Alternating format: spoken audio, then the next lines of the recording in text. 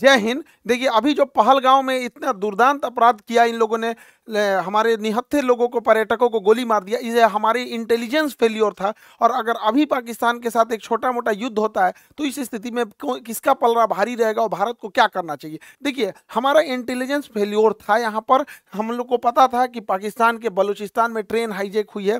पाकिस्तान इसका ध्यान भटकाने के लिए, अपने फेल्योर को छुपाने के लिए कुछ ना कुछ चीज़ों को करेगा, फिर भी हम लोग ने इसे इग्नोर किया। हालिया में रावलपिंडी में जो इसने बयान दिया था आसिम मुनीर की, हम अलग हैं, हम दुनिया को बताएंगे कि हम मुस्लिम बाकियों से अलग हैं, ये बात हकीकत है कि हम इंडियन मुसलमानों से तुम्हारा कोई तुलना ही नहीं है, क्योंकि शेर और सुअर में कोई तुलना नहीं होता है। इसके अलावा टेरिफ वार भी चल रहा था, इसे भी हमारी इंटेलिजेंस एजेंसियों ने उतना ध्यान से नहीं दिया। हालांकि लास्ट मोमेंट पर इंटेलिजेंस ने कहा था कि अप्रैल के दूसरे सप्ताह में हमला हो सकता है। अप्रैल के जब दूसरे सप्ताह में हमला की इतनी सटीक जानकारी थी, फिर भी जब यहाँ पे पर्यटक थे, यहाँ पर इस बसरान घाटी में, यहाँ पर एक भी हॉस्पिटल नहीं था, ना ही एक कोई पुलिस का जवान था, ना ही कोई मिलिट्री थी यहाँ पर। इसके अलावे जब यहाँ पे दुर्घटना हुई, जब आतंकवादियों ने गोली मारा, तो उस समय लगभग आधे घंटे बाद नीचे से आर्मी आ रही है या फिर पुलिस आ रही है। आधा घंटा में तो कोई पर्यटक को तो गोली वगैरह चलाने आता नहीं है, और ये पूरी घाटी खाली थी, कहीं छुपने का भी जगह नहीं था, वहाँ आराम से गोली मार दिया गया। कुछ लोगों की तो मृत्यु केवल ब्लड लॉस की वजह से हो गई, क्योंकि एम्बुलेंस भी 1.5 घंटा बाद आई थी। तो वहाँ जब इतने बड़े पर्यटकों का स्थल था, इतने हजारों की संख्या में पर्यटक थे, तो सरकार क्या कर रही थी? आखिर इतना इंटेलिजेंस मिलने के बाद भी अगर ये आपका भी फेल्योर है, तो सरकार कितने लोगों को सस्पेंड की? हालांकि गवर्नमेंट कई बार क्या होता है, ऐसे लोगों में सस्पेंड नहीं करती, क्योंकि गवर्नमेंट का गलती उजागर हो जाती है। लेकिन आपका गलती उजागर ना हो, इसके लिए आप किसी को सस्पेंड नहीं कीजिएगा, तो आगे फिर ऐसी घटनाएं होंगी यहाँ पर, और इस घटनाओं को ये सब फिर से दोहराएंगे सब। देखिए, इसमें करना क्या चाहिए, बिना लोकल के सपोर्ट किए ये नहीं हुआ होगा। तो जो लोकल इनके स्पाई के रूप में काम कर रहे थे, उन्हें सेना जो है पब्लिकली सजा दे, सबके सामने जितनी कठोर सजा हो सकती है उतनी कठोर सजा दो। लेकिन वैसे कश्मीरी जिन्होंने पूरे तन मन से भारत के लिए अपना जान तक इन्होंने निछावर कर दिया, ऐसे कश्मीरी का रिस्पेक्ट होना चाहिए। चाहे वो कोई भी कश्मीरी भाई हो, चाहे वो नजाकत अली हो जो टूरिस्ट गाइड का काम कर रहे थे, लगभग 11 लोगों को बचाएं, चाहे वो माजिद खान ड्राइवर हैं जिन्होंने लगभग 6 लोगों को बचाया, चाहे सैयद हुसैन आबिद हो जो लड़ते लड़ते शहीद हो गए, आतंकवादियों से M4 राइफल छीन लिए, ऐसे लोगों का भी सम्मान होना चाहिए। हालांकि मीडिया में ये सब चीज़ों को दब गए हैं, क्योंकि जब ये दिखाएंगे तो पाकिस्तानियों का भी मनोबल टूटेगा। पहले ऐसे लगता था पाकिस्तानियों को न कि कश्मीर के सारे लोग पाकिस्तान का साथ देंगे, अब ऐसा नहीं है। अब तो महाराष्ट्र सरकार का भी धन्यवाद देते हैं, एक नाथ शिंदे जी का, जिन्होंने ऐलान किया है कुछ पुरस्कार राशि देने के लिए ऐसे परिवार को, और इनका टूटा हुआ मकान भी बनाने की बात कहे हैं। देखिए, इस बार का मामला थोड़ा अलग था। जब ये हमला हो रहा था तो इससे काफ़ी दूर श्रीनगर है, इससे काफ़ी दूर श्रीनगर का लाल चौक का एरिया हमेशा चहल पहल रहता है, लेकिन वो एक हफ्ते तक श्रीनगर की सड़क शटर डाउन रहा, ये दिखाने के लिए कि ये लोग इस घटना में शहीद हुए लोगों की श्रद्धांजलि दे रहे हैं। और जमा मस्जिद के इमाम ने भी पूरे खुल के मंच से भी कहा था कि इस तरह की किसी भी घटना को पाकिस्तान अगर अंजाम देता है तो इस सब चीज़ों को कभी एक्सेप्ट नहीं किया जाएगा। तो इस बार भारत में इस चीज़ों को एकता देखने को मिली है। लेकिन जो लोग इसमें शहीद हुए हैं, चाहे वो पर्यटक हैं, चाहे जो वहाँ के लोकल लोग हैं, उनको भी गवर्नमेंट को सोचना पड़ेगा। तो इनको भी कश्मीर के एरिया में कुछ बागान होंगे, जैसे ड्राई फ्रूट के बागान हो सकते हैं, केसर के हो सकते हैं, या फिर सेब के हो सकते हैं, तो गवर्नमेंट इन्हें अलॉट कर सकती है, या गवर्नमेंट इन्हें पुरस्कार दे सकती है, जिससे कि बाकी के लोग प्रेरित हो गए। कोई DM SP क्यों बनना चाहता है? क्योंकि देखता है कि समाज में उसकी इज्जत है। तो ऐसे लोग जो इस तरह से, जो पहाड़ पे चला नहीं जाता है, अपने पीठ पे लेकर बच्चे को लेकर भागे हैं लोग, ऐसे लोग को जब हम समाज में पुरस्कृत देंगे तो बाकी लोगों को भी प्रेरणा मिलेगी, लोग पत्थर चलाना छोड़ के ऐसे कामों में आएंगे। सरकार को इसमें भी ध्यान देना चाहिए। और जो ये बहन को सोचिए क्या बीत रहा होगा, ऐसे शहीद हो गए जो यहाँ पर, इन लोगों को कश्मीर में ये घूमने आए थे पर्यटक बनकर, लेकिन यहाँ पर इन लोगों को एक एरिया सरकार को अलॉट कर देना चाहिए कि ये उन्हीं लोग के लिए एरिया अलॉट रहेगा। जो लोग यहाँ पे शहीद हुए उनके परिवार के लिए ये एरिया अलॉट कर दिया जाएगा। और हर साल 22 अप्रैल को हर साल बड़ी संख्या में पर्यटक फिर उसी जगह पर जाएं, और उसी घाटी पे जहाँ पे आतंकवादियों ने गोली चलाया था, वहां हम लोग दोबारा खड़े होकर लाखों की संख्या में तिरंगा झंडा लेकर भारत माता की गान गाएं और अपना राष्ट्र गान गाएं, और ये दिखा सके आतंकवादियों को कि तुम्हारे गोलियों से हम डरने वाले नहीं हैं, हमारे हौसले अभी भी बुलंद है, तुम्हारे कायराना हरकत से हम नहीं है, औकात है तो हमारी इंडियन आर्मी से लड़ लो यहाँ पर। अब हम लोग को समझना पड़ेगा कि ये आतंकवादी सब चाहते क्या है, ये आतंकवादी क्या चाहते हैं। देखिए, ये आतंकवादी अगर चाहता तो इनको गोली मार दिया, इनकी वाइफ को भी मार सकता था, लेकिन नहीं मारा। कहा कहा कि मतलब पूछा कि हिंदू हो कि मुस्लिम हो, धर्म पूछ के मारा। ये जानता था कि ये बात जब समाज में जाएगी तो ये इन आतंकवादियों का मकसद है कि भारत को इंटरनल तोड़ दिया जाए। देखिए एक्सटर्नल लड़ाइयाँ हम लड़ सकते हैं, इंटरनल टूट जाएंगे तो बड़ा मुश्किल हो जाता है। तो जानबूझ के गोली मार दिया और इन्हें छोड़ दिया ताकि समाज में ये बात फैले, ताकि एक दूसरे से नफरत बहुत ज्यादा फैले। लेकिन उसी समाज में ये नहीं जान रहा था, जैसे आबिद जैसे लोग भी थे, उसी समाज में नजाकत अली जैसे लोग भी थे जिन्होंने इन पर्यटकों को निकालने का काम किया। और इतनी बड़ी घटना में जहां पर मेजॉरिटी कम्युनिटी हिंदू है भारत में, और पूछ कर कि तुम हिंदू हो कि नहीं, और गोली मारा गया, फिर भी इस समाज में, इस देश में एक भी दंगा होने नहीं दिया गया। जो बताता है कि हमारा समाज, हमारी संस्कृति, हमारे भारत और सनातन संस्कृति में जो ये जो चीजें हैं, इतना ये इन सबों की तरह नफरती ये जो आतंकवादी बन रहे हैं सब, इन सबों को तो वर्दी पहनने का भी अधिकार नहीं है। इन लोगों को बताइए धर्म जाति पूछ के कौन हत्या करता है किसी का? तो ये यही चाहता है कि हम लोग इंटरनल डिस्प्यूट में फंस जाए। दूसरा क्या चाहता है? कोई ना कोई तो इसका मकसद होगा। दूसरा ये चाहता है कश्मीर से पर्यटक हट जाए, इसीलिए ताकि कश्मीर में बेरोजगारी बढ़ जाए, महंगाई बढ़ जाए, तो युवाओं को अपनी ओर ये खींच सकता है। लेकिन हम लोगों को आगे प्रयास करना पड़ेगा और सरकार को भी, ताकि पर्यटन में कभी भी कमी आने नहीं दिया जाए। क्योंकि कश्मीर में जब से पर्यटन बढ़ा है, 370 हटा है, तो जो कश्मीरी को ये लोग 10,000 12,000 दे के पत्थर चलवाते थे, आज वो कश्मीरी पर्यटक में कोई नाव ले जा रहा है, कोई गाइड बना हुआ है, कोई घोड़े से किसी को घुमा रहा है, कोई अपना वहाँ दुकान चला रहा है। ऐसे करके कोई भी कश्मीरी छोटा मोटा बिजनेस करके 25-30 हज़ार रुपया अपने कमा रहे हैं।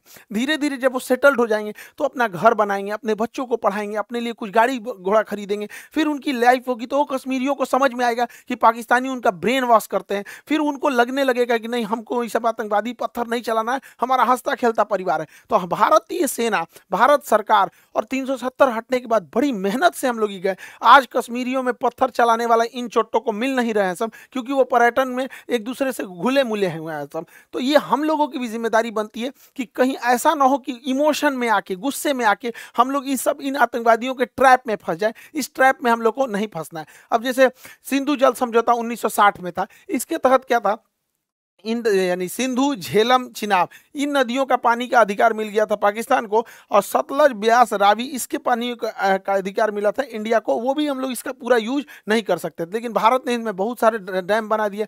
सलाल डैम, बेलगिहार, दुलहस्ती, किशनगंगा परियोजना, कई सारे डैम बना दिया। अब इसमें इतनी भयानक घटना हुई थी, इसलिए भारत सरकार ने इन डैम के पानियों को रोका। हालांकि हमारे पास अभी फिलहाल पूरा इंफ्रास्ट्रक्चर नहीं है कि पानियों को ज़्यादा देर तक होल्ड कर सके, लेकिन अभी क्या है कि 2 महीने बाद धान बोने की टाइम आएगा, और जब हम धान बोते हैं तो धान में ज़्यादा पानी चाहिए, उस समय बांध की पानी रोक दें और जो धान की फसल है ये नष्ट हो जाए, धान की फसल नष्ट हो जाए, क्योंकि पानी नहीं मिलेगा तो धान की फसल बर्बाद हो जाएगी। और उस पानी को रोके रखें, और जब ये पानी जाएगा, ठंडी का दिन आएगा, अक्टूबर नवंबर आएगा, तो गेहूं बोने का टाइम आता है, गेहूं को ज्यादा पानी देंगे तब नष्ट हो जाएगा, तो उस समय पनिया छोड़ दे, धान को सुखा के मुआ दे, गेहूं को भिगा के खत्म कर दे। इन भिकमंगों को जब आटा खरीदेगा 600 रुपये किलो, तब समझ में आएगा कैसे तड़पा तड़पा के। देखिए हमारे मासूम जनता, मासूम लोगों को गोली मारे हैं सब।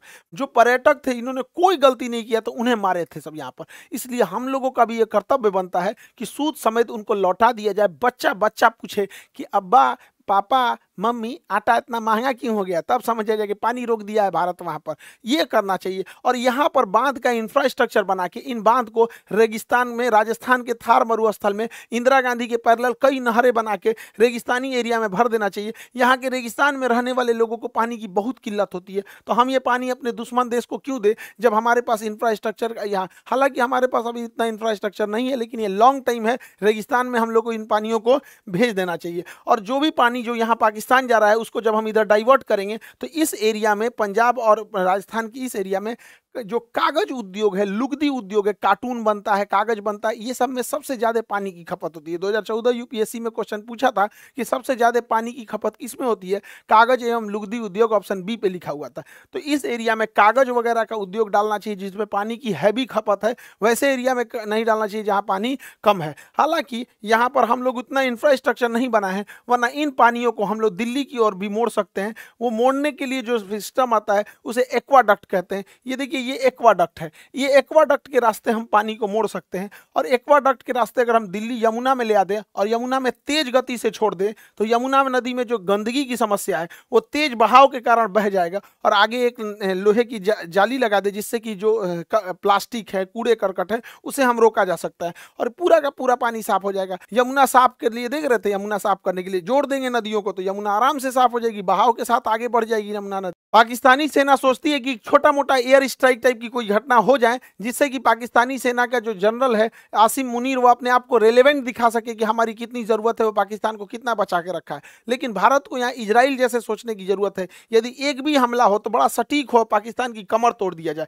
पाकिस्तान में जो बिजली घर है, भारत यहाँ से जब हमला करे तो इसके बिजली घर को उड़ा दे जिससे कि बिजली ही ना बन पाए, और जो ग्रिड होता है, ग्रिड जहाँ से बिजली डिस्ट्रीब्यूट होती है, ग्रिड उड़ा दे। अगर बिजली घर और ग्रिड उड़ गया, अगर 10 मिसाइल ग्रिड पे मारो, 10 मिसाइल मार देना यहाँ पे बिजली घर पे, पूरे पाकिस्तान में ब्लैकआउट हो जाएगा, सोचने समझने के टाइम ही नहीं मिलेगा। और इस गर्मी के टाइम पे अगर ब्लैकआउट हुआ यानी पूरी बिजली खत्म हो गई तो सारे स्कूल बंद हो जाएंगे, कॉलेज बंद हो जाएंगे, railway station, airport, industry, factory, company, दुकान, सारी चीजें ठप हो जाएंगी। उसके बाद जो इसकी ऑयल रिफाइनरी, ऑयल डिपो है, ऑयल डिपो जो है, ऑयल रिफाइनरी है, इसको उड़ा देने के बाद फ्यूल खत्म। जब फ्यूल खत्म हो गया तो नई स्कूटी चलेगा, बाइक, कार, टेम्पू, मोटरसाइकिल, कुछ भी आगे नहीं बढ़ पाएगा। ट्रांसपोर्टेशन को ही रोकना जरूरी होता है। जितने भी बड़े पुल होते हैं, जितने बड़े मेजर पुल हैं, इन पुल को अगर गिरा दिया जाए तो पुल को गिरा देने की वजह से ट्रेन भी नहीं चल पाएगी यहाँ से, और ना ही कोई बड़ी गाड़ियाँ जा पाएंगी। हालांकि ट्रेन को रोकने के लिए सबसे ज़्यादा होता है जो बड़े जंक्शन होते हैं, उनके जंक्शन पॉइंट पे अगर बम्बार्डमेंट कर दिया जाता है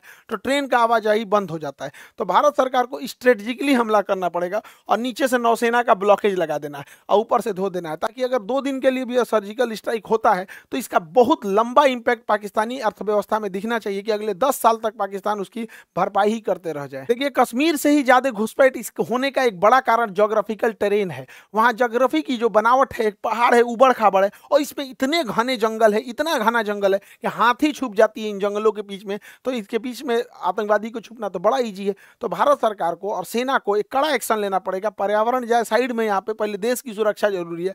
वहां पे जो बॉर्डर का एरिया है, लगभग 1 किलोमीटर चौड़ाई में जितने पेड़ हैं उन सबको साफ कर देना चाहिए। इन पेड़ को साफ कर देना चाहिए। जैसे देखिए, यहाँ पर कोई भी आतंकवादी छुप सकता है, यहाँ छुप सकता है, यहाँ छुप सकता है, यहाँ छुप सकता है, लेकिन ये जो बीच वाला एरिया है, यहाँ कोई आतंकवादी नहीं छुप सकता है। तो ऐसे जो एरिया है बॉर्डर से सट के लगभग 1 से 2 किलोमीटर की चौड़ाई में पूरा साफ कर देना चाहिए जंगल। लेकिन दिक्कत ये है कि अगर साफ कर देंगे तो कोई भी आएगा तो दिख जाएगा, तो ये तो ठीक है, लेकिन दोबारा जंगल उग जाएंगे। तो ऐसे क्या किया जाता है, एक सीमेंट ब्लैंकेट आता है, सीमेंट का कंबल होता है, उसको बिछा दिया जाता है, उसके ऊपर पानी का फुहारा मार दिया जाता है। तो बरसात से पहले बिछा दे, पानी का फुहारा मारेंगे, सट जाएगा, जमीन पकड़ लेगा, फिर उसके ऊपर कोई चीज नहीं उगेगा। तो 1.5-2 किलोमीटर खाली हो गया, कोई आए दंदना दो यहाँ पर। लेकिन ये क्या करेंगे सर, फिर सुरंग खोद के अंदर से आएंगे सर, थोड़ा पैसा लगेगा। एक ड्रेजिंग मशीन आती है, जितना गहरा खोदना है उतना गहरा ये खोद सकती है, ये खोदते हुए आगे बढ़ती है। तो ऐसे क्या है कि जहां तक, क्योंकि सुरंग खोदेंगे सब, मिट्टी से खोद सकते हैं सब, तो बॉर्डर के पास इन ड्रेजर मशीनों को लगा के पूरी ड्रिलिंग कर दे और उसमें सीमेंट, रीइंफोर्समेंट सीमेंट छत डाल के और ढलैया करते हुए चले जाए। यहाँ पर अडानी के पास तो सीमेंट की कमी है ही नहीं है, सरकार उससे लेके और डाल दे यहाँ से वहां तक, पूरा अंदर अंदर दीवार टाइप का, क्योंकि नीचे से सुरंग में भी नहीं आ सकता। इससे क्या है कि थोड़े बहुत तक तो हम लोग रोक सकते हैं, ऐसा नहीं है कि कहीं से भी सुरंग खोद के वो आ सकता है। उधर पाकिस्तान का प्रधानमंत्री कहता है कि पानी रोक देने को एक्ट ऑफ वार कहते हैं। रे बैल कहीं का, रोकने से पहले हमको ही पता था, तुम कौन सी एक्ट ऑफ वार करेगा। 71 में हम लोग मारे थे तुमको, 93,000 फौज छोड़ के गए थे। आइए तुम्हारा नया ये है, ये छर्रा को देखिए यहाँ पे, ये उसका पाकिस्तान का नया छर्रा है। ये कह रहा है कि हमसे बिना पूछे पानी रोका गया है, या तो पानी आएगा या तो वहां से नदियां, खून की नदियां आएंगी। सोच रहा तू नहीं, तोरा पिए का पानी घटल है, अगर यहाँ से खून का नदी बहेगा यहाँ पे, पकलोल कहीं का। इस छर्रा को क्या बुझा रहा है, जुमा 8 दिन हुआ इसको राजनीति में हुए। एक यूरोपीय मीडिया हाउस ने पाकिस्तान के रक्षा मंत्री का इंटरव्यू लिया और कहा कि आप लोग तो आतंकवाद को बढ़ावा देते हैं, आतंकवाद का संरक्षण करते हैं, भारत में आतंकवाद भेजते हैं। तो ये बुढ़वा कह रहा है, हाँ हम भेजते हैं, 3 दशक से भेज रहे हैं, 30 साल से, और अमेरिका के और यूरोप पे कहने पर भेज रहे हैं। ये बेचारी अंग्रेज पत्रकार थी, रे बकलोलिया, इसका तो मोए मोए हो गया। पूरा थुथुरे लटक गया इसका।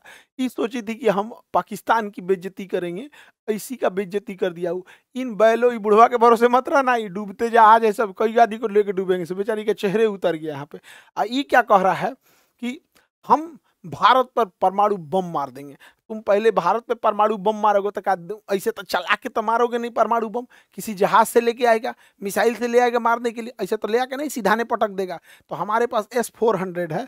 तुम्हारा जहाज उड़ने से पहले, बुढ़ऊ समझ में आ गया चाचा, जहाज उड़ने से पहले S-400 को पता चल जाता है। अगर 400 किलोमीटर के दायरे में कोई जहाज जैसे टेक ऑफ करता है पता चल जाता है, मार के गिरा दिएगा। दूसरा, ये बुढ़वा क्या कहता है ये बुढ़वा कह रहा है कि हम 130 गो मिसाइल परमाणु बम मारेंगे। अरे बैला कहीं का, तुम भारत को मारने के लिए 130 को परमाणु बम चलाएगा? पूरा एशिया उड़ाना है क्या रे? ये बुढ़ा सठिया गया है, इसको पूरा एशिया। हम लोग को कोई जरूरत नहीं है 130 परमाणु बम चलाने की, हम लोग के लिए 5 गो एनफ है। इधर ग्वादर, इधर कराची, इस्लामाबाद, मुल्तान, लाहौर, पेशावर, यही 5-6 गो है, ये है काम खत्म। यहाँ 130 गो चलाएगा ये बैल कहीं का। देखिए, भारत सरकार को टेक्टिकली सोचना पड़ेगा कुछ खुफिया तरीके से। देखिए, जो बंदूक की गोलियां होती हैं, अगर इनमें हम साइज थोड़ा सा बड़ा कर दे तो बंदूक के अंदर ही फट जाएगी। तो हम लोग जो पाकिस्तानी जो कश्मीर में गोलियां स्मगलिंग कर रहा है, उसके चेन में घुसना पड़ेगा। हमारी इंडियन आर्मी का एक कवर्ड ऑफिसर उस चेन में घुस जाए गोलियों की सप्लाई वाले में, और उन्हीं 1000 गोलियों के बीच में एक ऐसी गोली डाल दे जिसका साइज थोड़ा सा बड़ा हो। अगर थोड़ा सा साइज बड़ा हो तो बंदूक के अंदर ही फट जाएगा। नहीं तो इन गोलियों को गर्म करके बेच दे। पानी में उबाल देने के बाद इसके अंदर का बारूद काम नहीं करता है, उसके बाद ये गोली चलाएगा तो ठक ठक बोलेगा, गोली नहीं निकलेगा। तो धीरे धीरे धीरे धीरे कैसे नकली नोट मार्केट में आ जाता है तो पता नहीं चलता। उसी तरह नकली गोलियां पहुंचा देना है, जो साइज में बड़ी हो तो बंदूक फाड़ देगी, नहीं तो उबला हुआ रहेगा। पानी में उबाल देंगे, उसके बाद सुखा देंगे तो पता कौन चीज चलेगा कि अंदर का बारूद काम नहीं कर रहा है। 1000 के बीच में से 100 गो गोली ऐसे ना निकाल दे तो ये हो जाएगा। लेकिन हम तो कहते हैं सरकार से कि एक छोटे साइज का नैनो चिप बनाइए, माइक्रो चिप बनाइए, जो जीपीएस सिग्नल दे सके, जीपीएस सिग्नल दे सके, और इन बंदूक के पीछे बट में या कहीं पे भी उसको इंस्टॉल कर दे। उस जीपीएस सिग्नल देने वाले को जहां भी इंजीनियर देखे, सब कोई सुटेबल जगह, उसके जगह पे उसको इंस्टॉल कर दे, और स्मगलर के थ्रू, अपने ही स्पाई खुफिया एजेंसी के थ्रू उन आतंकवादियों में बंटवा दे राइफल। अब ये ससुरा राइफलवा में जीपीएस लगल है, अभी जहां जहां आतंकवादी जाएगा सब ना, वो जीपीएस ट्रैक करते रहेगा। इनको मारना नहीं है, बाप रे बाप, मारना नहीं है, पकड़ा जाएंगे सभी सब। ये जहां जहां घुसेगा, कहाँ रुका है, किसके यहाँ रुका है, नाश्ता के टाइम कहाँ था, रात में कहाँ था, खाना के टाइम कहाँ था, बंदूक चलाने कहाँ गया है, बॉर्डर पार किया है कि नहीं, कहाँ नहीं किया। ऐसा ऐसा अगर हम लोग 100 गो बंदूक हिला दिए लोग ना, राइफल हिला दिए लोग ना, 6 महीना तक इन राइफल वालों को मारना ही नहीं है। 6 महीना तक सारी जानकारी हम लोग को मिल जाएगी यहाँ पे। तो हम तो कहते हैं कि भैया थोड़ा सा खुफिया तरीका से सोचना पड़ेगा, खतरनाक तरीका से। शराफत से भी लड़ना है, सामने से भी लड़ना है, और खतरनाक बुद्धि से भी लड़ना है। तब जाके हम अपने कश्मीर को शांत रख पाएंगे। कश्मीर हमारे लिए माथे का मुकुट है, उसके लिए हमें जो करना पड़ेगा हम वो करेंगे। आप क्या सोचते हैं इसके बारे में? क्या इसके अंदर जीपीएस लगाना चाहिए, या फिर बंदूक की गोली का साइज बढ़ा के या फिर उबाल के गोलियों को सप्लाई करना चाहिए कि नहीं, ताकि उन लोगों के जो मनोबल है, उनके मानसिकता पे हम जीत सके? आगे हम आपको अगले वीडियो में मिलेंगे। जय हिंद।